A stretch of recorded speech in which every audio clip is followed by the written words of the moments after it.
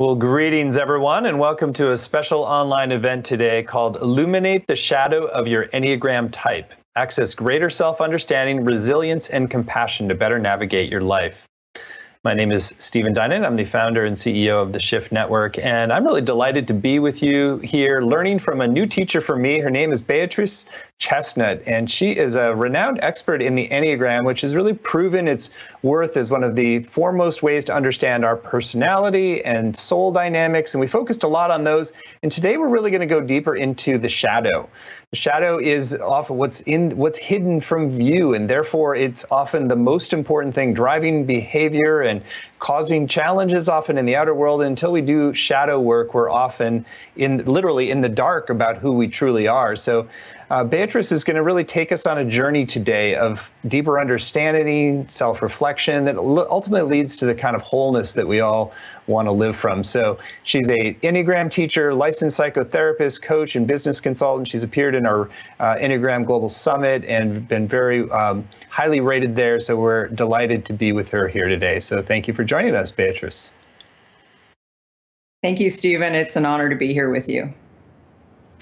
Well, we're going to have this hour with Beatrice, and I am excited that we're going to have a chance to go much deeper in a full upcoming 7-week program. So we'll share a little bit more about that towards the end of the hour. So let's jump right in with a little bit of your backstory. So I always find that when you teach on something, there's often a personal story that led to that set of teaching. So can you share a little bit about what is it that propelled you to really focus on the shadow aspect of the Enneagram is so central for our transformation? Yes. So I learned the Enneagram in 1990, and I really stumbled upon it because I just happened to be very good friends with the son of one of the pioneering Enneagram teachers in the United States, David Daniels. And so I was just at their house having dinner, and he brought up the Enneagram and said he thought I might be a 2. And it was brand new to me. I wasn't really even interested in psychology. I had studied English literature in school, and I went home and I read the chapter about my type in Helen Palmer's first Enneagram book, and I was completely shocked at how well it described me to myself. Things I knew to be true about myself, that's sort of the non-shadow part, but also things about me that I barely wanted to admit, things that I probably wouldn't have told anyone, almost even to myself. I wasn't really honest about some aspects. For instance, it said that 2s tend to be manipulative. And I was really surprised by that because that sounded like a bad word. And at first I thought, well, that's not me, which is often what we do with our shadow aspects. We disown them or deny them.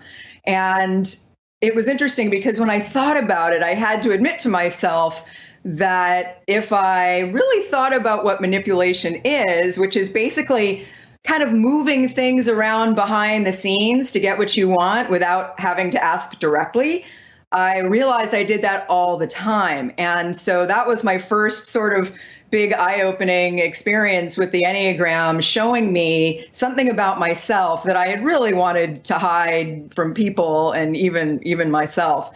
But I was so interested in the Enneagram that I actually went through the Palmer Daniels professional training program and learned the Enneagram.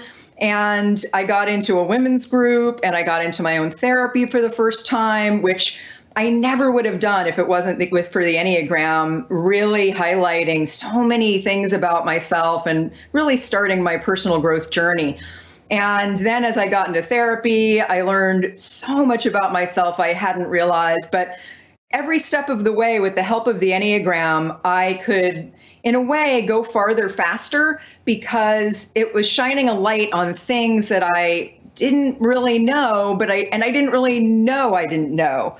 And so things like the fact that I wasn't very in touch with my feelings, even though I was pretty emotional, and why I wasn't in touch with my feelings and why I tended to sort of be happy on the outside because other people were happy, made happy by me being happy. But on the inside, I was really sad. And it took me a while to realize that truth. But it was with the help of the Enneagram, kind of showing how as a 2, I would tend to put on a happy face. I would lead with aspects of myself that I thought people would like, because being liked is the whole point when you're a 2.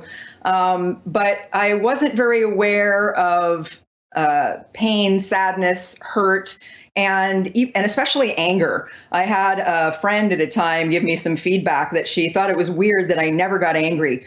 And that was really surprising to me, but I realized she was right. And I think that's a really good example of something that gets relegated to the shadow, because you don't realize until someone points it out that you're not really having some basic human emotions that really are natural to us as people.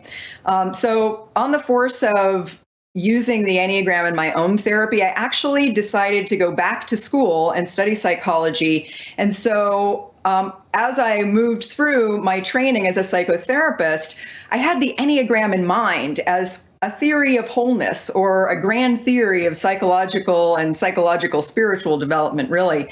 And so I learned a lot through the lens of the Enneagram, even as I was learning psychological developmental theory and training to be a psychotherapist myself. And I've used the Enneagram as a tool in psychotherapy, from day one. And I found it to be an incredible help to my clients, and a big aid in my understanding of them. And I basically started working more as a coach and a business consultant over time. And every step of the way, I find the Enneagram is a uniquely powerful tool, because it helps guide our self-understanding or our self-development process, both by helping us understand where our attention goes, what we focus on, but also what we tend not to focus on and not see in ourselves. So let's talk, you mentioned wholeness there, and I think that that's a goal that most of us are aspiring towards. And so why is it that, first of all, why do we even bother to create a shadow? What is it about the way we develop psychologically? And then why do we have to work with that shadow in order to really get to the place of wholeness? Those are great questions. So when we develop a personality, the personality by definition is not all of who we are. It's our ego.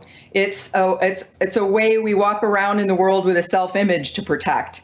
And also we protect ourselves. So what happens is when we develop a personality, which is really a way of getting along in the world, our ego personality is by definition what we're paying attention to, what's conscious.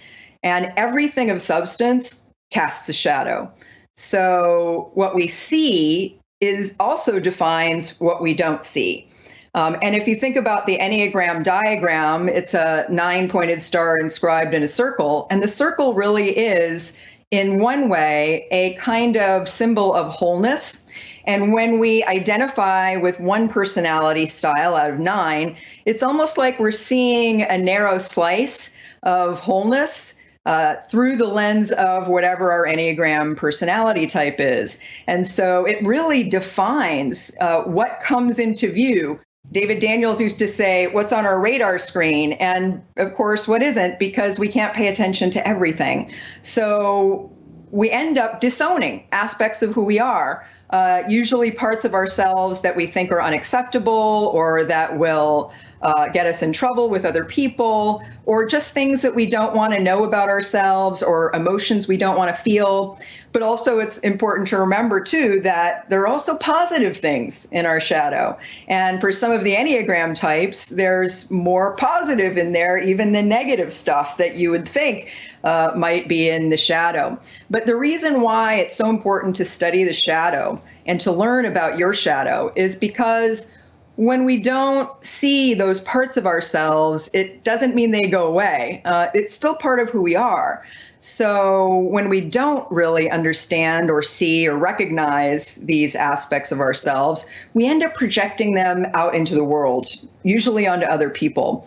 And sometimes we get a hint of what our shadow is by noticing what really bothers us about other people. Or if we've gotten similar feedback over and over again from people in our lives about something that bothers them about us. or just feelings that we feel like aren't possible for us to feel for one reason or another.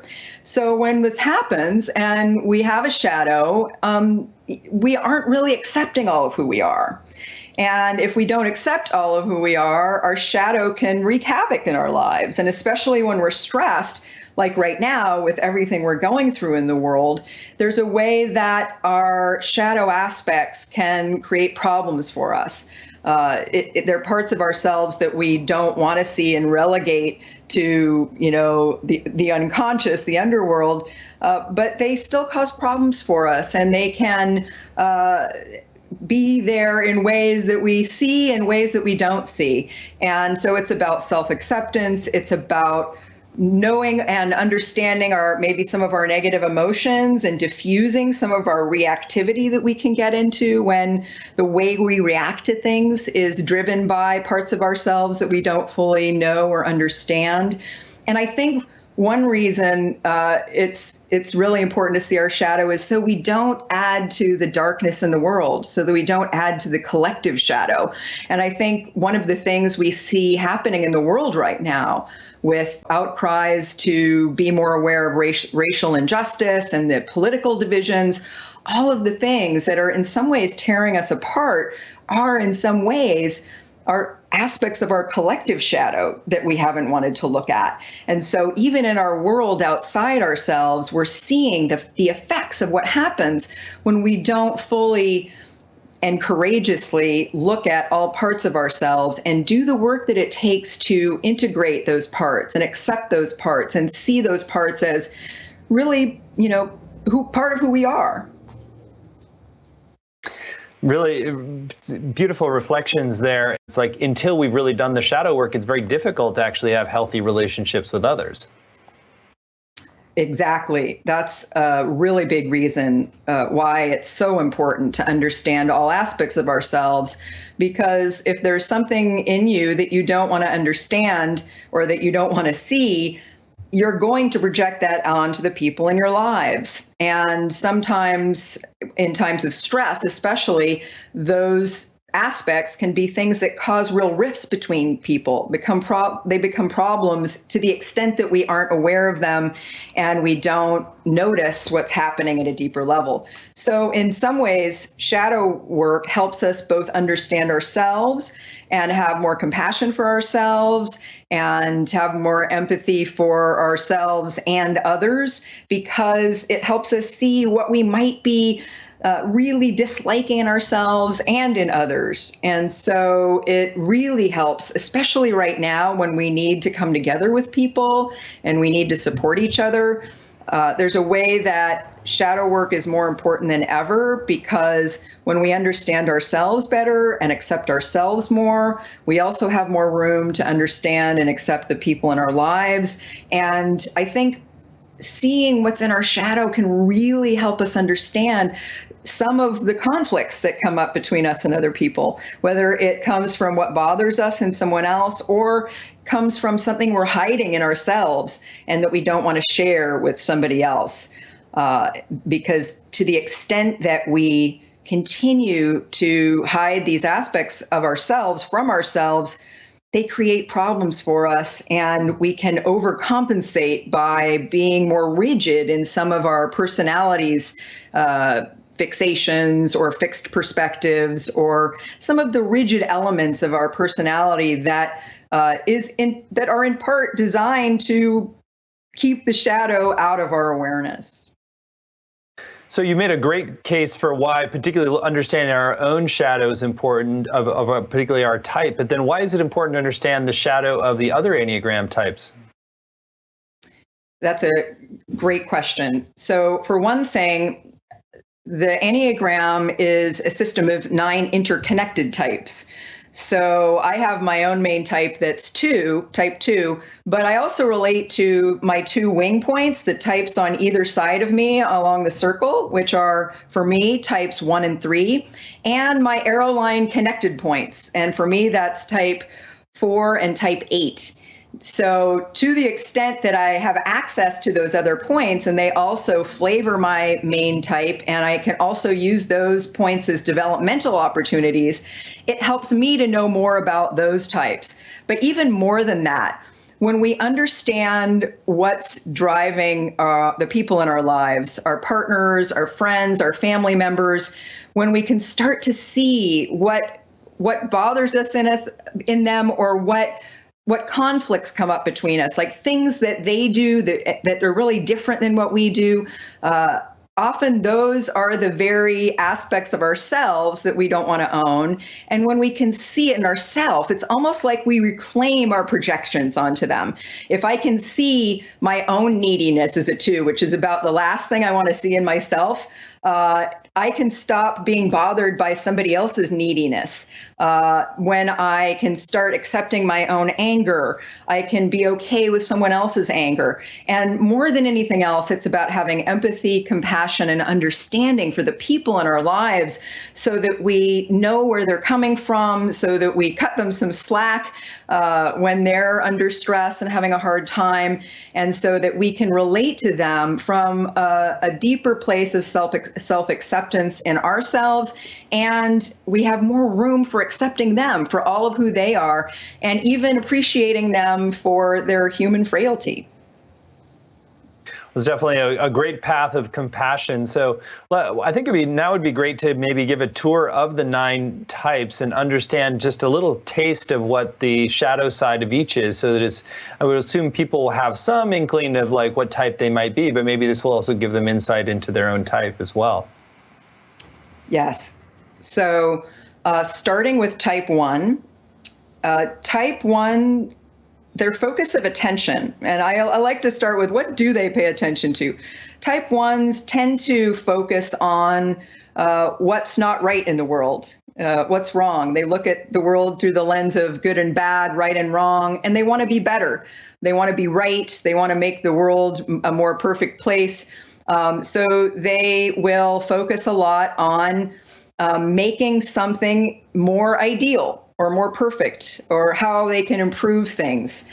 But what they don't tend to pay attention to is how they're already good enough. Ones tend to be very critical of themselves. And what's completely in their shadow is how imperfection is just part of human nature, and how what they're doing is probably always good enough. Their good intentions are enough, that they don't need to be better, because they're already perfect as they are, in a way. 2s, this is my type, tend to focus a lot of attention on relationships, on emotion, on connections with others, and presenting themselves in a way that they will be liked by others. And so what we don't pay attention to as 2s is the parts of ourselves that we think that other people won't like, the parts of ourselves that we think will get us rejected, because we avoid rejection at all costs. So as a 2, I will hide parts of myself, like my needs, because I think that, maybe if I'm needy of someone, if I'm a burden, they won't like me. I'll hide maybe my anger. I can actually remember when I was in my 20s and having the thought, people don't like angry people, so I just won't be angry. It's almost like I got rid of that thing because I felt like it would get in between me and other people. Type 3s tend to focus a lot of attention on achievement, on goals, on tasks, on accomplishing things, on doing things, and also on having a good image. And all of this is so they can create admiration in the world out there, so they can earn love and respect from other people.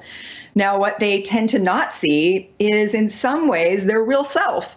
Their own emotions. Again, in a way that's similar to 2s, 3s can feel like, well, if I'm emotional, people won't think I'm successful or competent. If I share a feeling that's inappropriate in a situation, I won't look professional. So 3s tend to disown a lot of their natural human feelings, and in some ways who they really are and what's really important to them, because they can put that to the side to do what's valued or become what's valued by others.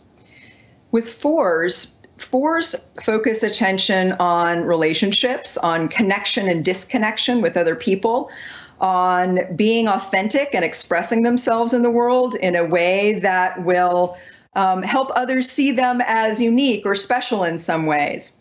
But what fours don't tend to pay attention to, when they're paying attention to how they need to be better or express themselves in better ways so that people will find them attractive or unique in some ways, they tend to not focus on what's already good enough about them, what they don't really have to spend too much time communicating to others. It's almost as if fours have positive shadow. A lot of what's good about them and what's positive in the here and now moment gets disowned because they're focusing on not being good enough or comparing themselves to others and how they need to be better to be okay.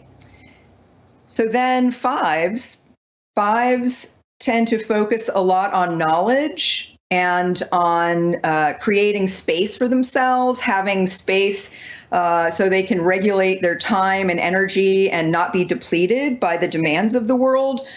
So they can want to be more boundaried, they can want to be more protected, and they can move into their head and think a lot about thoughts and what's interesting to them intellectually.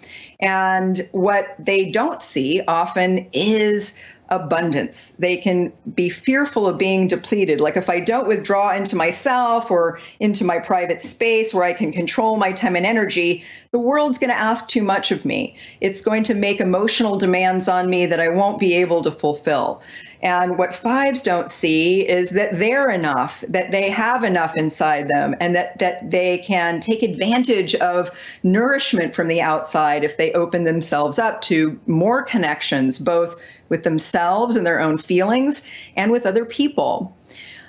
Sixes tend to focus a lot on safety and security and looking out for threats and risks and problems to solve. So they can see what's going to go wrong and prepare for it and be ready in case the worst happens. So they spend a lot of time looking for things to be worried about. And what they don't see often is, especially in themselves, their own courage, their own power, their own authority, the part of them that has everything in them that they will ever need to meet whatever happens, whether it's good or bad, because they're strong enough inside themselves to handle what comes. They don't have to spend so much energy and attention on worrying about what could happen or what could go wrong. Sevens tend to focus a lot on the positives in life, on the future, on future possibilities, on the positive data in a situation, on opportunities for fun or having pleasure. Sevens tend to be very upbeat, and they always see what's good in every situation. And so what tends to be in the seven shadow is the negative data. Sevens focus on feeling good unconsciously to avoid feeling pain of any kind. And sevens have an unconscious, shadowy belief that if they allow themselves to feel pain or some kind of uncomfortable emotion, they'll be trapped in it forever. And that's not true, of course, but because of that unconscious belief, sevens don't want to look at their pain. And so oftentimes they don't see that, like everyone else, like every other human, they have sadness and pain and hurt, and that those are important feelings. And it's important for them to open up to feeling them, because if they don't, it's almost like you know what's happy, you know what's good by knowing what's painful. It's almost like it gives more richness to the positive in life. And it also allows sevens to open up to being more present in the moment instead of needing to avoid certain kinds of experiences. So then eights tend to focus on power and control. They tend to be very oriented toward deploying their strength in the world, being strong and powerful in the world so they can move big things forward in life, so they can meet challenges and protect people who might need their strength, might need them to lend their strength to them. But what eights don't see, what tends to be in the eight shadow, is their vulnerability.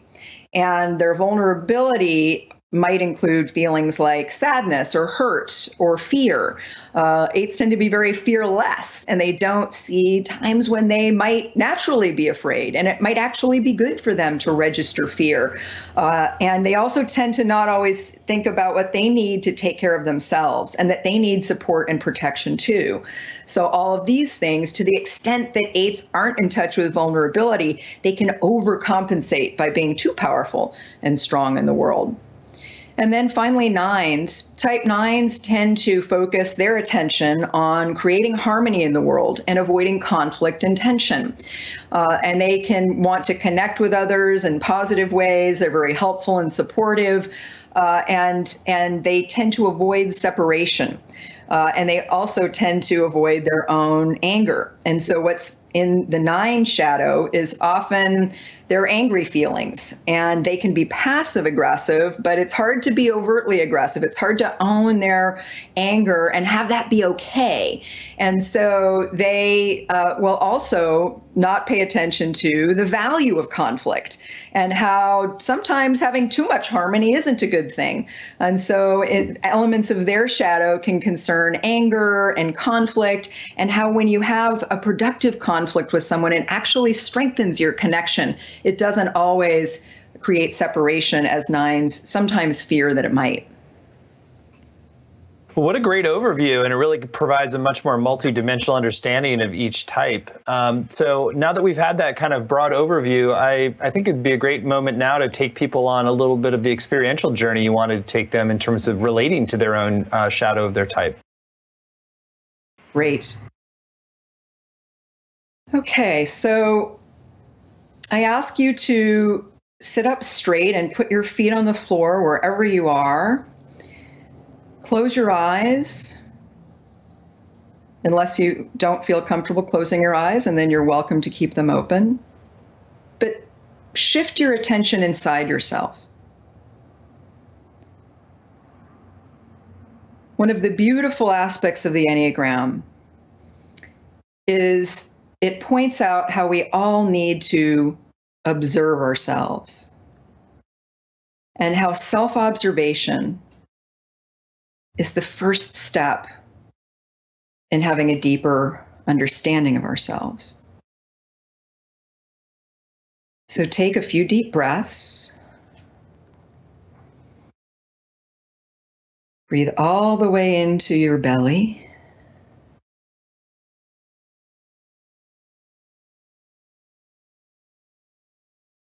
And imagine your whole body filling up with light.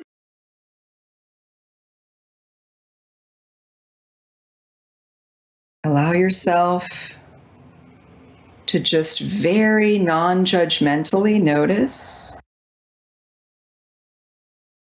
what comes up for you when you leave space.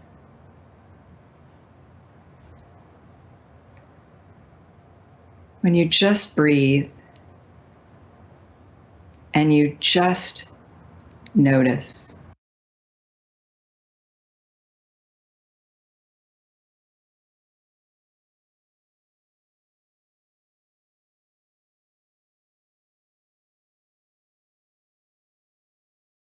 Notice what's coming into the space inside you. Keep your attention focused deep inside yourself. Allow yourself to have all of your attention on you.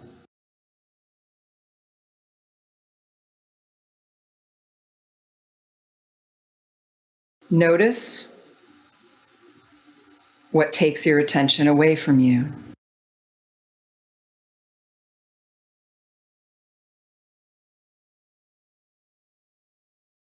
Notice any distractions. Do not judge yourself, and bring your attention back.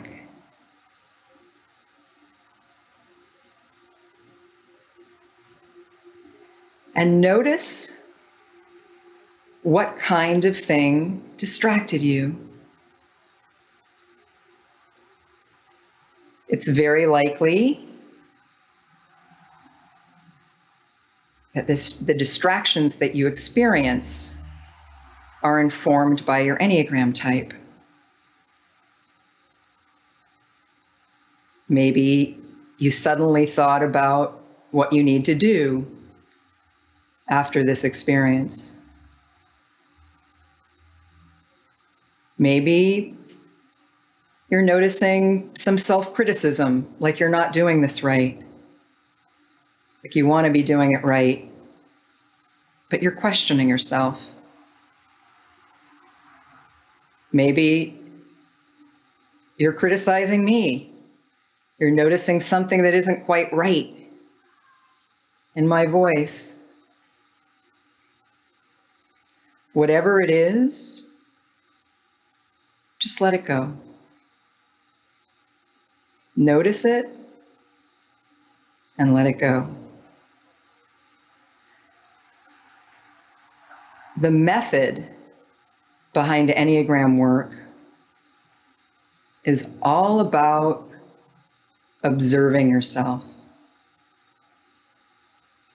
It's about strengthening the inner witness, that part of your consciousness that observes whatever else you're doing.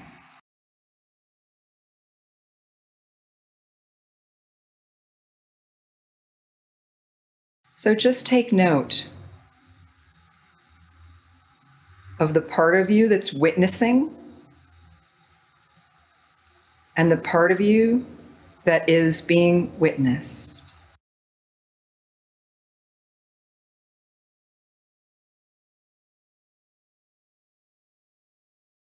As you breathe, notice if you can maintain your focus of attention and how it feels to just watch whatever it is comes into your inner space.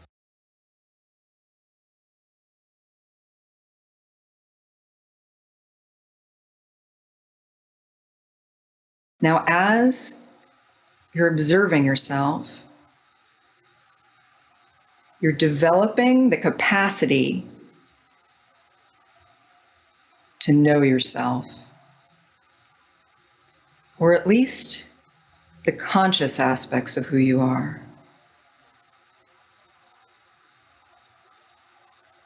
How good it feels to just breathe, or how hard it feels to just focus on your breath. Or whether you're able to breathe all the way into your belly, or whether your breath is only going up to your chest. These are the things that you're focusing on, along with any distractions, any ways your attention goes away from my voice and the present moment. And if it does that, that's totally fine. Just bring it back to yourself. Now, as you do this, I want to point out that we can't focus everywhere at once.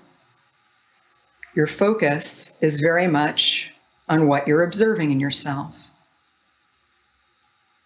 And as you do that, at the very same moment, there are all kinds of things about you that are not in your conscious awareness.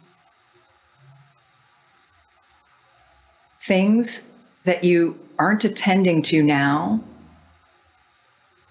and that you aren't attending to the fact you aren't attending to. And let that be completely okay. Whatever constriction or judgment arises around what you see, and especially of what you're not seeing, let it go.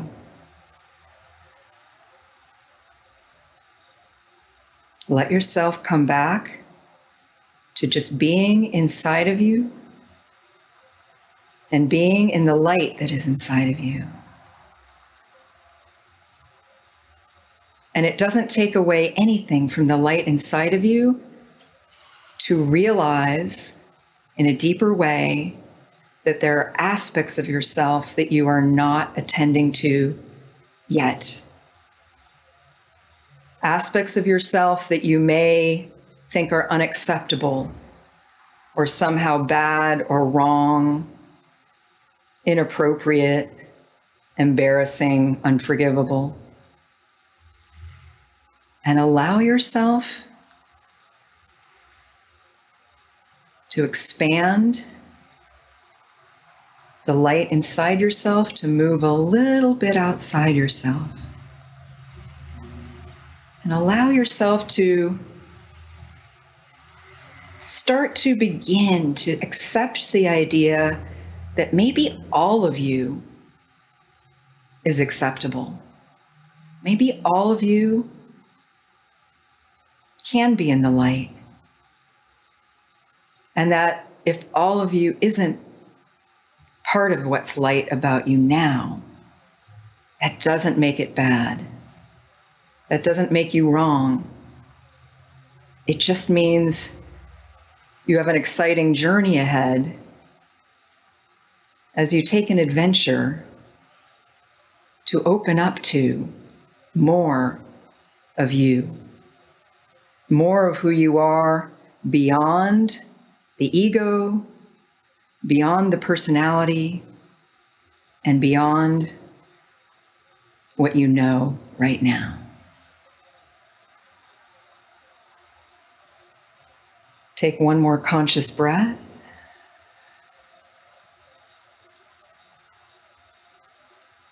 And open your eyes and come back. And join me again.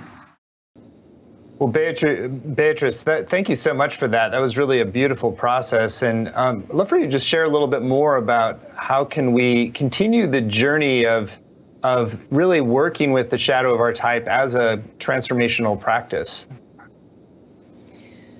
So I think the first thing is recognizing what aspects of yourself are in your shadow. And these can be blind spots, things that you don't see in yourself, that you don't realize that you don't see, and also emotions often that we don't want to feel or that we feel somehow are unacceptable or threatening to us. And especially when I say threatening to us, to our ego self-image, to this ideal that we have that our personality strives for. And of course, our personality is not all of who we are. So the first step is recognizing what aspects we tend to disown. And then the second step is learning about them, understanding why we may have disowned them, all with a lot of compassion and self-acceptance. And then there are certain things we can do to learn to welcome those parts of ourselves. Sometimes it's reframing. Sometimes it's recognizing the value of those parts that we thought weren't okay. Sometimes it's recognizing false beliefs about ourselves or about how the world perceives us. And all of these things are part of a process of learning to see, identify, and let go of some of the negative beliefs we have and other kinds of aspects of who we are that we haven't really fully acknowledged yet. Great. Well, and I know that one of the things that we also wanted to talk a little bit about today, since a lot of folks in our network are practitioners of one kind or another, healing practitioners, psychotherapists, coaches, people who are in a role of helping other people transform. I'd love for you to share a little bit about how this kind of work can also apply in a professional context. Yes, as a psychotherapist myself, I understand how powerful the Enneagram as a tool can be, and especially using the Enneagram to highlight the shadow elements of the different types. This can be a lot of help to any kind of therapist, coach, spiritual director, because it helps shine a light on what the main work is with our clients. It helps us see what each person really needs to work with. And it helps us understand ways of helping people come to have more self-acceptance, tend to come to identify parts of themselves that they haven't wanted to look at. It helps us know how to guide our clients in ways that are both gentle, but also at moments confronting, because sometimes we really need to help our clients confront their ego. And we need to know how to do that with a lot of support, but also to provide guidance at particular times around what might be being disowned in someone and why. Because the Enneagram often sheds light on not only what we don't see in ourselves, but why we don't see that in ourselves. And when you have all that information at your disposal, when you have these powerful insights about what each type doesn't see and why, it gives you a lot of leverage and a lot of ways of bringing that to your clients in a way that they can begin to hear and understand. Super useful, and I know that's part of why so many people do really take a lot of time to study the Enneagram and apply it, because if we haven't done that work ourselves, we're always going to be projecting our own shadow issues into clients, and that makes us not very particularly helpful, and understanding their own challenges as well in a deeper way. So super helpful and very illuminating. So I think that's actually a good moment to talk a little bit more about your upcoming program. And first of all, I want to say we're really delighted to be partnering with you on this. It feels like this is very important medicine, particularly for our times when so much shadow activation is going on, and so many people are really being debilitated by it, both personally, relationally, and in our collective. Right now, we're like in a kind of a massive shadow eruption period, and understanding that is really key to a pathway to healing out of it. And so we're very committed to that pathway for healing and transformation collectively. So the program that Beatrice is going to be teaching is called Own the Shadow of Your Enneagram Personality Type. Embark on your own hero's journey towards wholeness and live your full potential. So it's going to build from some of the key insights today, but really is a much deeper dive that is going to be both personally illuminating, as well as being able to see those patterns play out with relationships you have, with family dynamics, with collegial relationships at work, with clients, really understanding the broad spectrum of how the shadow of the Enneagram type plays out for yourself and for others. So there's no prerequisite for this program. So it really takes you from the foundational understanding and takes you much deeper. It's going to be a 7-week journey. And Beatrice, I'd love for you to share a bit more about the journey that you're going to be taking people on. Why take this journey, and why now? And then give a tour of the modules. So I think looking at the shadow, it really can help accelerate your personal growth journey. And I think of it as a journey often. And first of all, we'll talk about what the shadow is. We'll define it in detail and talk about what the function is, what Carl Jung said about the shadow. We'll study that a bit to really understand what we're talking about here and the importance of owning the shadow to being on a personal growth path, and what the role is of integrating the shadow. And then we'll go through and look at each of the 9 types. And for each of the 9 types in the succeeding modules, we'll talk about what tends to be in the shadow, what blind spots tend to be associated with each type and why, and some things each type can do to integrate the shadow, to own it, to see it, to stop judging themselves for it, to have more compassion for themselves, to make some conscious shifts in which they make some of their more unconscious patterns more conscious. And again, so many good things happen when you're able to do that. If you've been in a stuck place in your path, if there's something that you haven't quite been able to solve, in your life, oftentimes shadow work can shine a light on something that you maybe haven't seen and hadn't realized that you hadn't seen. So for each of the 9 types, we'll go through and look at the personality focus, what we tend to pay attention to, but then what we don't tend to pay attention to, and how shadow work can help that particular type move forward in terms of having more compassion for themselves, understanding themselves at a deeper level, and in some ways, really having the kind of insights that can help heal trauma, and really create a lot more acceleration in their growth.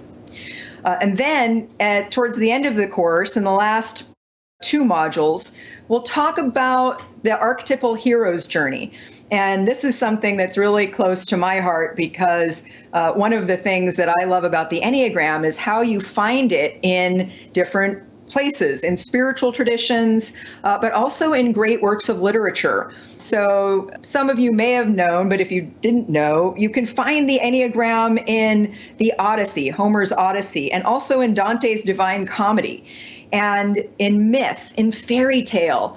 Encountering the shadow is part of the archetypal hero's journey, in which the hero battles demons or encounters monsters or needs to go through some sort of test or initiation. And so we'll talk about these kinds of themes in terms of what it means to own the shadow.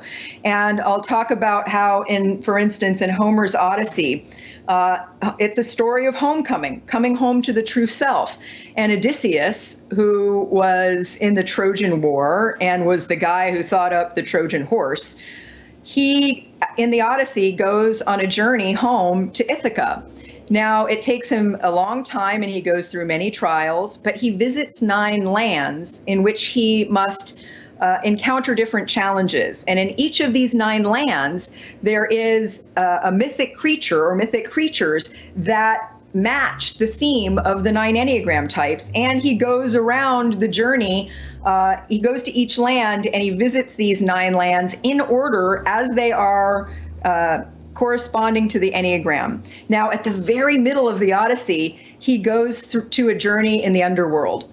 And in Dante's Divine Comedy, we also have a journey to the underworld. So we'll talk a little bit about how can we learn even more expanded insights from what we learn from myths and great works of literature like this about the collective shadow, and about our human need to look at our underground territory as part of our path of growth, as a necessary element of what we all need to do to grow to more wholeness, to accept ourselves more, to love ourselves more, and how this passage, this rite of passage, is a real key component of any growth path that really works, that really helps you advance to a much higher level of awareness, which is what the Enneagram map is all about. It's all about helping us understand how to move from the personality level of awareness, which is by definition a low level of awareness, to a higher state of consciousness. And we need to go through our underground territory to get there. And in these last 2 modules, we'll talk about what that means in a much deeper way by drawing on these different poetic ways of understanding what that is.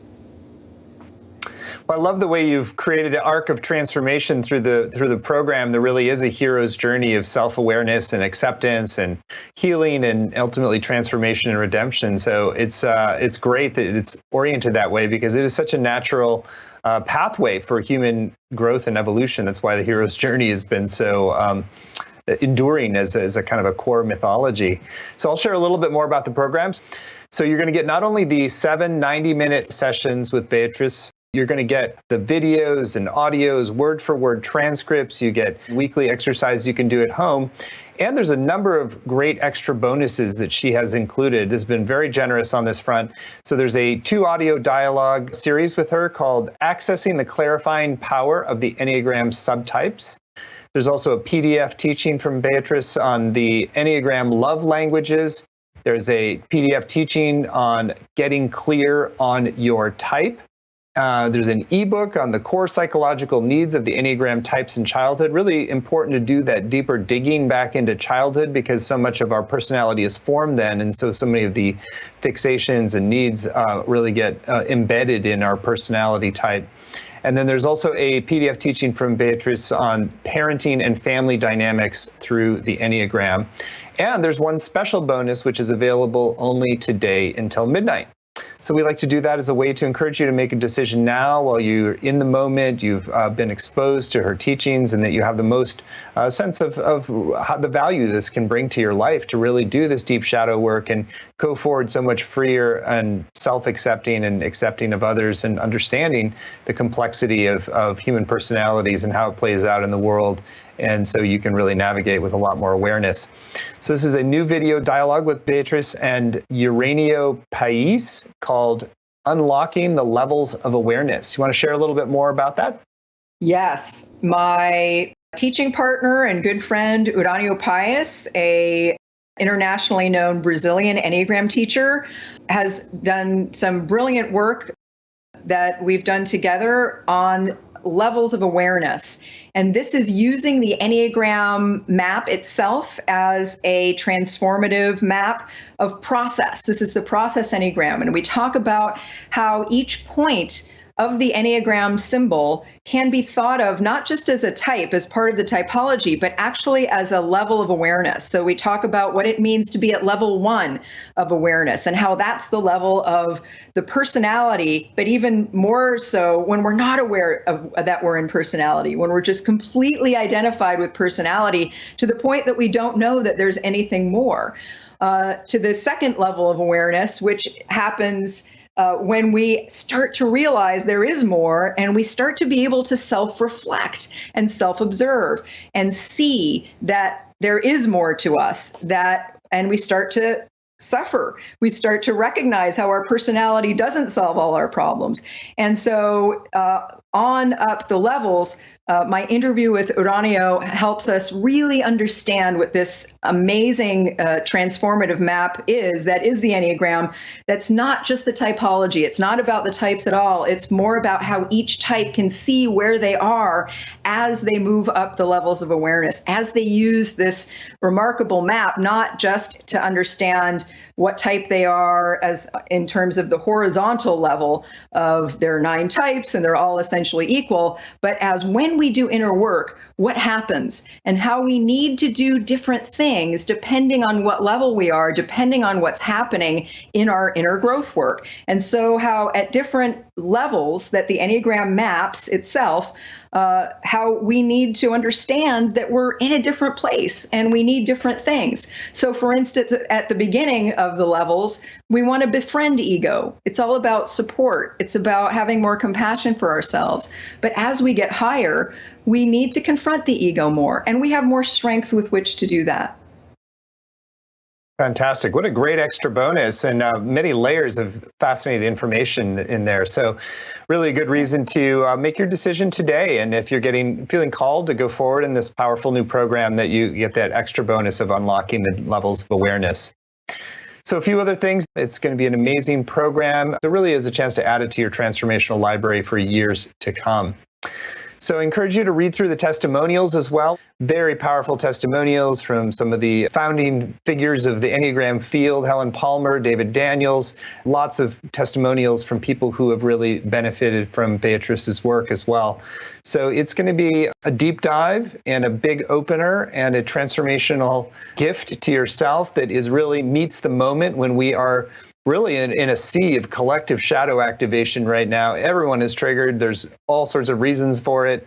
And collectively, if we can transform through this, I really believe we can create a brighter tomorrow for ourselves and collectively. So if you want to be part of that larger shift of our world, this is really a great moment to do the inner work, to work with the reactivity, to own the parts of yourself that you might have been neglecting or orphaning, and really be able to stand as the whole radiant, sacred being that you are here to be.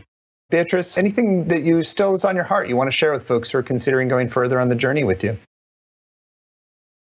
I think I'd just like to expand on what you just said, Stephen. I think at this moment right now, I think we have an opportunity to do our own inner work in the best way we can, and that when we do that, we really do help add to the light that we need in our world right now. I think there's a way that the Enneagram has so much power to further our growth journey. And I think right now, when so much of us are under stress and going through different kinds of difficulties, this is a real gift to be able to do this kind of work and both grow in your own self-compassion and also learn to give more compassion and empathy to the people around you.